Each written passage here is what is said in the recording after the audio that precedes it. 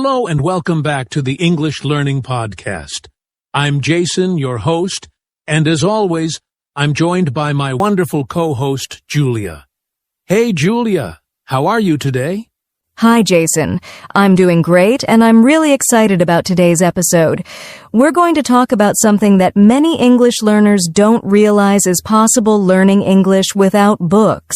That's right. Most people think that you need textbooks, grammar drills, and long study sessions to learn English. But today, we're going to show you that you can improve your English naturally without relying on books at all. And the best part? It's fun, practical, and something you can do every single day without feeling like you're studying. Exactly. So, if you've ever struggled with traditional learning methods or felt bored with textbooks, this episode is for you. Stick with us until the end, because we'll be sharing some amazing tips that can completely change the way you learn English. Plus, we have some real-life examples, fun techniques, and a few surprises along the way. So grab your headphones, get comfortable, and let's dive in. So, Julia, let's start with a big question. Why should someone even consider learning English without books? Aren't books the traditional way to learn? Great question, Jason. Books can be helpful, of course, but they're not the only way to learn. In fact, many people struggle with learning from books because they focus too much on grammar rules and written exercises instead of real communication. That's so true. A lot of learners get stuck in a cycle of studying, but not actually using English.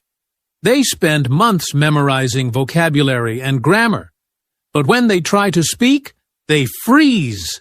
Exactly. That's because speaking and listening are very different skills from reading and writing. When you learn without books, you focus more on real-life communication, which is what actually helps you become fluent. Yeah, and let's not forget, many people simply don't enjoy studying from books. They find it boring, time-consuming, or difficult to stay consistent. Right. And learning should be enjoyable. When you use alternative methods like listening to English, watching videos, or having real conversations, you learn naturally just like children do when they pick up their first language. That's a great point. Babies don't start learning their first language by reading grammar books. They learn by listening and repeating what they hear. And adults can do the same with English. Exactly. Plus, learning without books gives you more flexibility. You don't need to carry heavy textbooks everywhere or sit in a classroom. You can learn anytime, anywhere on your phone while commuting, or even while doing daily activities. That makes learning English fit into your lifestyle instead of feeling like a chore. And honestly, it can be a lot more effective because you're learning in a way that matches how people actually speak in real life. That's why today we're going to share some of the best ways you can improve your English without ever opening a textbook. So if you've been struggling with books, don't worry. We've got you covered. All right. So let's jump into our first method, learning English through real-life conversations. All right. So now that we understand why learning English without books is a great idea, let's talk about one of the most effective ways to do it, real-life conversations. Julia, why is speaking with real people so important? Great question, Jason. The best way to learn a language is by actually using it. Think about it. When we were kids, we didn't learn our first language by reading grammar books. We just talked and listened to the people around us. Exactly. And the more we spoke, the better we got.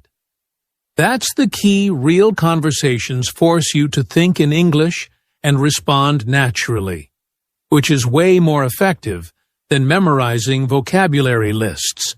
Right. Plus, conversations help you learn in context. For example, if you're talking about food at a restaurant, you'll naturally remember words like menu order or delicious because you're actually using them in a real situation. That makes so much sense. And speaking also helps with confidence. A lot of learners are scared of making mistakes, but the more they practice, the easier it gets. Absolutely. And here's the thing, you don't need a teacher or a classroom to have real-life conversations. You can practice with friends, co-workers, or even online with language exchange partners. That's a great point. And if you don't have someone to practice with, here's a fun trick talk to yourself. I know it sounds silly, but it really works. Yes, you can describe what you're doing, like, "Now I'm making coffee," or imagine a conversation in your head. It helps you think in English and get comfortable with speaking. That's such an easy way to practice. And if you want to make it more interactive, you can also use apps like HelloTalk, Tandem, or Speaky to chat with native speakers or other learners. Exactly. And if you're shy, start small. Order food in English, ask for directions, or just say hello to someone in English. Every little conversation helps. That's great advice. The key is to speak as much as possible, even if you make mistakes.